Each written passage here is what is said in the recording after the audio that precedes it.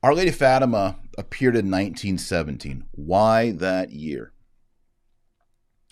Well, the old ancestral dynasties of the Catholic monarchies were being systematically snuffed out.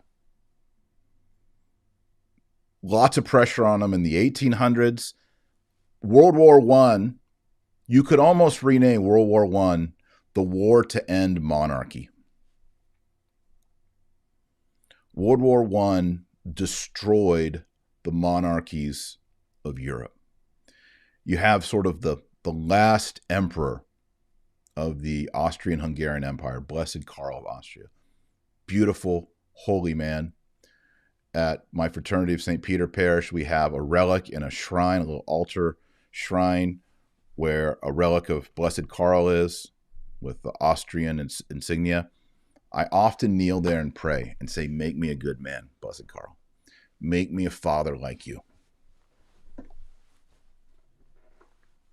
He represents the end. In a way, I think, might be wrong on this, Blessed Karl, sort of the end of the monarchy, which is really kind of the end of the nobility, the structure of the Roman Empire, is kind of the taking away of the catechon. In 2 Thessalonians, where Paul talks about how there's iniquity in the world and it's being held back, withheld by something. The Greek is katechon. And if that's the case, that means we are headed into the end times. If that's the case.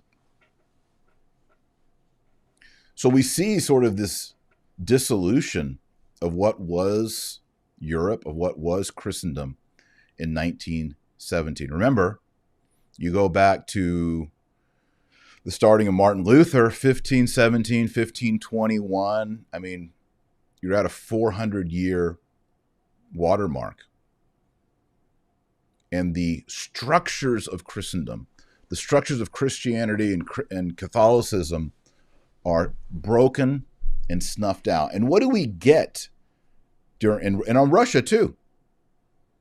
You know the whole story of Rasputin, and then they come in and they kill the Russian emperor, the Tsar, and his wife and his kids, and it's a horrible story. Betrayal. What happens after 1917?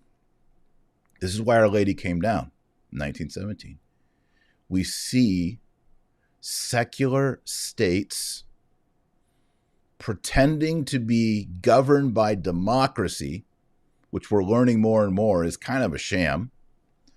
What's really governing these nations are the billionaires, the rich, the oligarchs, who manipulate elections so that people think they have a say.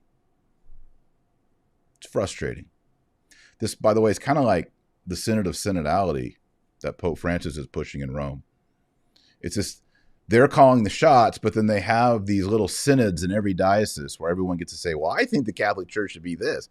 And everybody gets to pipe up and say what they want to say. It's this feeling of empowering the people when the people at the top already know what they're going to do in their agenda.